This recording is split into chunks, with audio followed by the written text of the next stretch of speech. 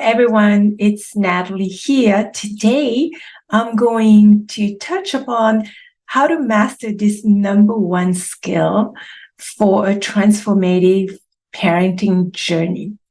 We all know that we want to teach our children values, habits that will help them. And often we are seeing them do the opposite of what we want them to do. And for a lot of us parents, we're wondering, how do we get them to do what we want to teach them that we know will be a positive things for them? So welcome everyone. It's Natalie. And if you're new in my community, I want to personally welcome you here. I'm very honored that you're here as part of this community, and I hope you'll get a lot of information that will be helpful to you on your parenting journey. And that's the intent of the group, for me and for others to share with you what has worked so you can practice those things and see if it works for you. And that can save you a lot of time, save you a lot of headache at the end of the day. So let's talk about this number one skill that is very important for us as parents. And that number one skill is modeling. Modeling what we want to teach our children, because as humans, often a lot of us are visual learners.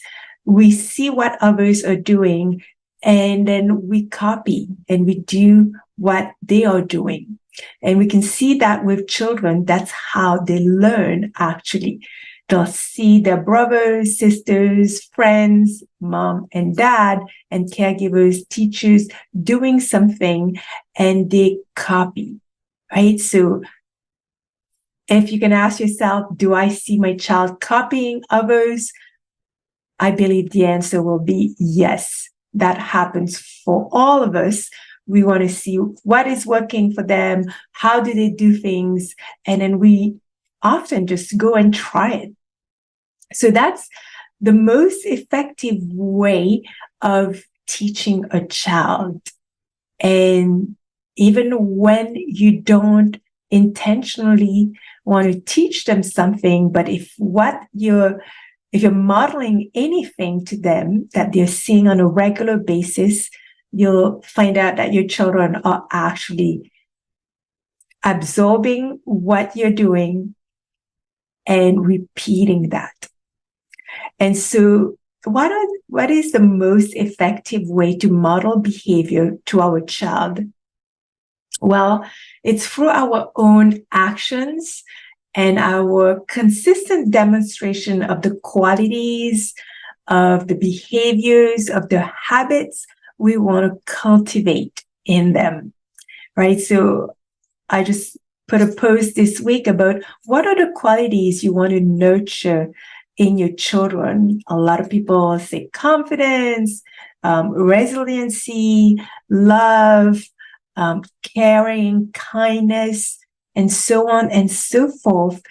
Well, what is the best way for our children to start cultivate these qualities is by us starting to model that to them.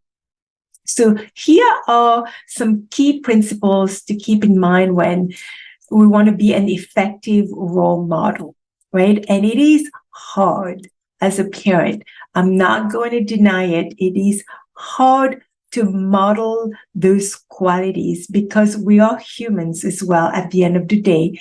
And we are also going to model the things that we don't necessarily want them to copy, right? For instance, how many of us get in our car and on a day that we're impatient, perhaps we are driving faster than the speed limit, or we are cursing the other driver, whatever it is that's in our habit, that we will do those things. And guess what? If your child is sitting in the back seat, they are seeing how we are reacting, how we are handling situations, how we are driving. They can see how fast we are going and what is the speed limit, and they will start to see us perhaps starts to break rules. And then when we want to teach them not to break those rules, then it becomes challenging, because as they grow up, especially, they're going to question, well, how come you did that when I was in the car with you, for instance, right? If you have a teenager starting to drive. So the first principle is to be authentic. Model behavior that aligns with your values and belief. Children can easily sense authenticity, and they can sense that. So if we are true to ourselves and we do the things that are important to us, like if one of our values is to be honest and not lie, then we want to model that. That's what we want to do. Any opportunity where we could lie, but it's better to say the truth, even if the truth will hurt, that's what we want to model. And that's why it can get a little bit complicated for us as parents. And, it's challenging, but we need to question our own intention and values with every decision we're making, and what we are also mirroring to our children on a day-to-day basis. Because if we're true to ourselves and we stick with our values, this is what's going to help to build trust and credibility as being a role model for what we want to teach our children. And that leads us to the second principle, is about practice what you preach, walk your talk. You probably heard this before. Ensuring that our actions are consistent with the words that we're saying, right? So if we tell our child, drink your water, and we as a parent, we're not drinking water and we're reaching for the juice or whatever it is more often, then what is the example that we're setting? And it's contrary to what we are asking our child to do. So know that children learn more from what we do than what we say. Often words are just moving in, coming out, but what we're doing, they're watching all the time, as young as a baby. So learning to model, to walk your talk, to do what you say you're going to do, and also what we want them to do is very key. So embodying the values and the behaviors we want our children to adopt is important, so that they will then start to also practice what they are seeing us doing. The third principle is to show empathy and understanding. So demonstrating empathy and understanding towards others. So this is especially if you want to cultivate the quality of kindness in our children, then teaching them to develop that empathy when somebody's hurt, to be there for them, to help them. Somebody who is not feeling well, give them the space they need, if they need space, and be understanding towards what somebody else may be experiencing, right? And how do we cultivate that is by us being there with our children, being understanding with them, showing our own children empathy when they are having a tantrum, when they are overwhelmed with emotions, for instance. If we are there for them, we are showing them that empathy. That's what they're going to learn, right? So when they see their siblings, their friends, or a stranger in pain, they naturally will also practice that sense of understanding and empathy for the other person. Number 4, communicate openly engaging in open and honest communication with our children is key. And why? Because this fosters a sense of trust and encourages them to share what they're feeling, their thoughts also with us. Right. So that's very key, especially when there's some disagreement and conflicts going on. It's key for our children to be able to express how they feel. And I'm going to be honest with you here. This past week, with one of my teenagers, we were having discussion about the famous video games and screen time, and it exploded, and he yelled and he says, "I hate you all." And when that came out of his mouth, it shook me to my core. And my husband and I, we looked at each other, but we allowed it, because in that moment I knew that he didn't feel understood and he was angry. And so I gave him the space to be angry. And then we talked about it afterwards. We had a communication about it. So knowing that our children, it's important we give them the ability to express themselves, especially after an episode. Again, never try to communicate and talk to them while they're having strong emotions, but afterwards, it's important that you come together and communicate about what just happened. And we did ask afterwards, I did ask, and my husband also did, ask my son, like, did you really mean those words? And the answer was no. But these are the things that will happen with our children. But if we can be open and being able to communicate, that's key. So that's what we're modeling to them, and then they can practice that as well in relationship with us and with others as well. And number 5 is to display emotional intelligence. So I've been talking about that a lot, about emotions and how it's so important for us as parents to know how to regulate. And I know it's hard. I know it's not easy, especially when we haven't been taught ourselves as a child to how to regulate our own emotions and make sense of what is triggering to us. So that's why now that we want our children to be able to learn how to self-regulate, to learn to acquire the tools that will help them to stop, pause, breathe, ground themselves, well, we need to model that to them. And until we model that to them, they're not going to know what that feels like. They're not going to comprehend at times why they have to do what they have to do. So by us modeling it, and they can see us from being really angry to a few minutes afterwards being calm again, then they see, oh, this is how I feel when I'm angry, just like mom or dad. But mom or dad did this thing, they took space and they breathed, and then they were okay after. So I know that this is possible for me as well.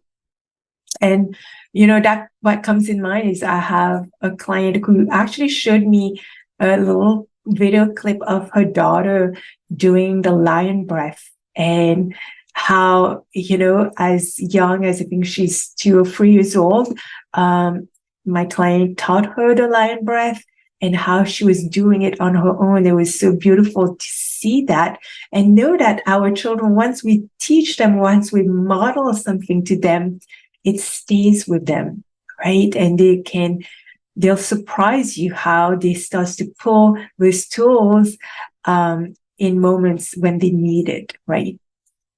Number 6 is to admit mistakes and to apologize. So when we make a mistake, admit it and apologize. We are humans. We are going to make mistakes. We make mistakes as parents.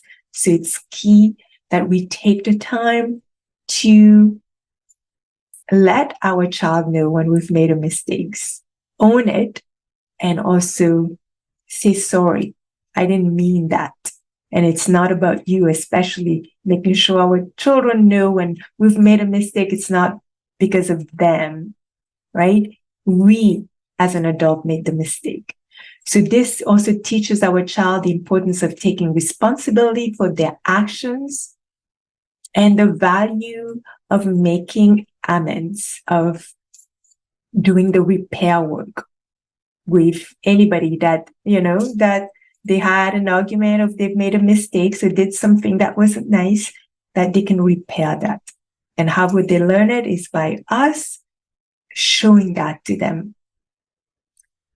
Another principle is to encourage the growth mindset, emphasizing the importance of learning and growth, showing that when we make mistakes, what is the lesson that we can learn from that? What can we do different next time this kind of situation shows up or happens? And those are teaching moments that will also help our child to see that there are different ways of handling a situation. And that is a process of learning for a child. Child is not going to know right away what to do. It's going to be a process of trial and error, right? So just like the way we've learned as adults, but giving them that possibility to see other ways and helping them also come up with, okay, what else could you have done? Opening their mindset to other possibilities is something that can really give agency to our children. They feel like they can do other things. They can learn other ways of handling situations. And then respecting boundaries and privacy is key. Respect us when we can respect our child's boundaries. When they say, leave me alone, we leave them alone. And we teach them to do the same for others. When they say that, in this moment, I don't want to do something, respecting that and not pushing their boundary. Because if we do, that's when a child will also push other people's boundary. And as a matter of fact, they may be pushing your boundary a lot. Because why?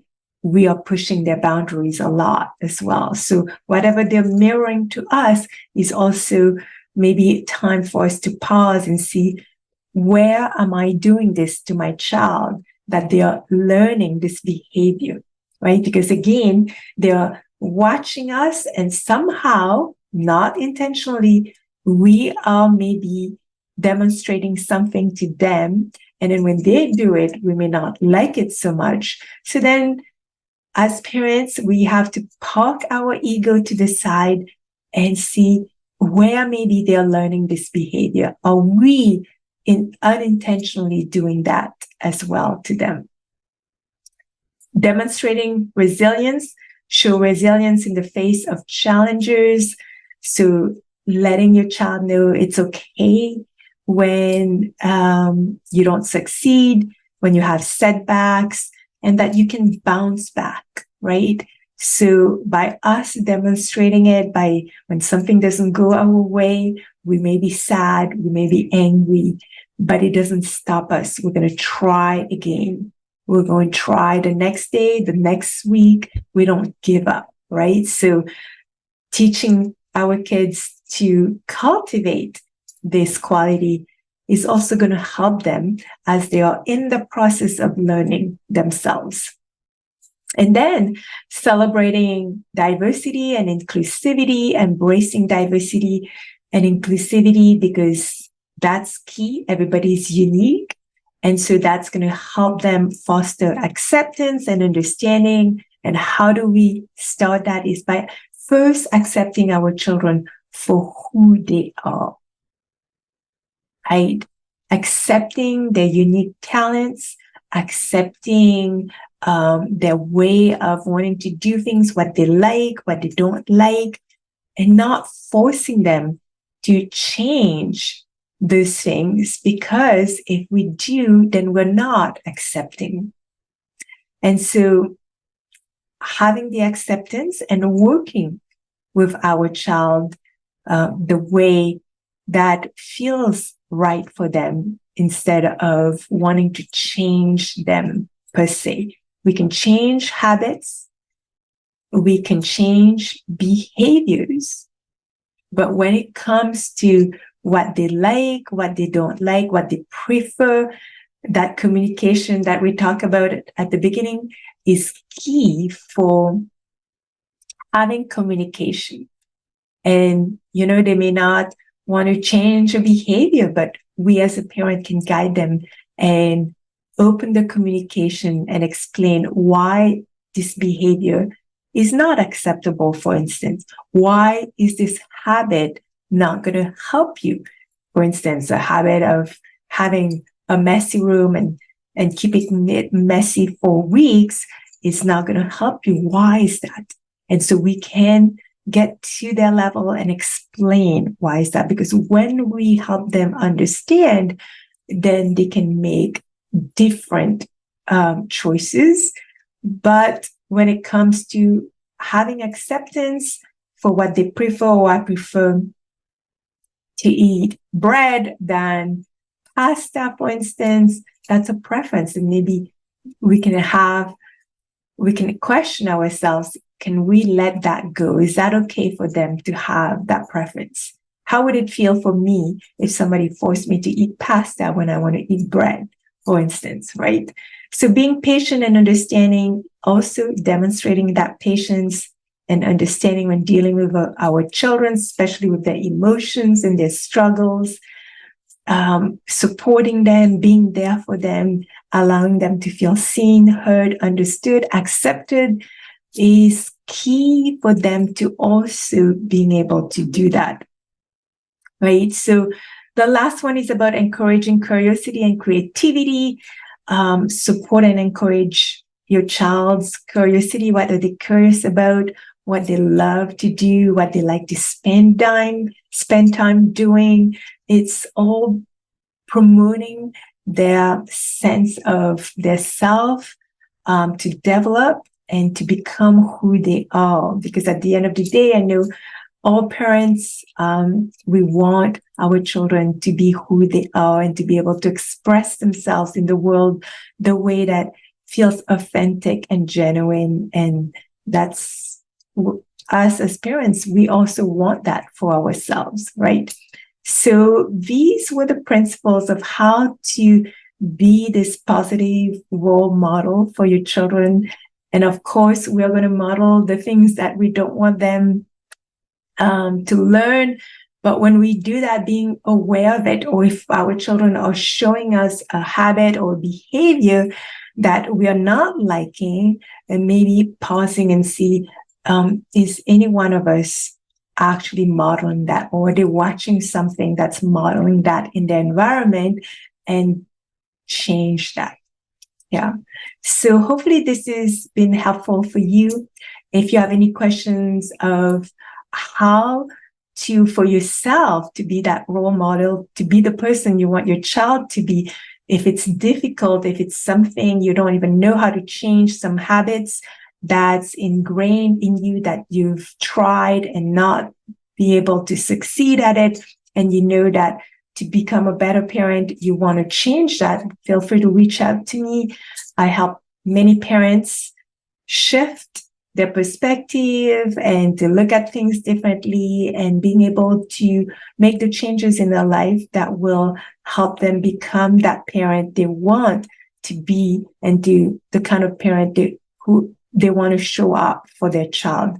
So feel free to reach out. Any questions you have, or interested in my program of how I help you manage triggers and emotions, just reach out. I can share the information with you, and you can see for yourself if it's for you or not. So take care, everyone. Thank you for listening. Put your questions under the thread, under this video, and I will get back to them. Have a beautiful day, evening, or morning, and sending you much love. Take care. Bye-bye.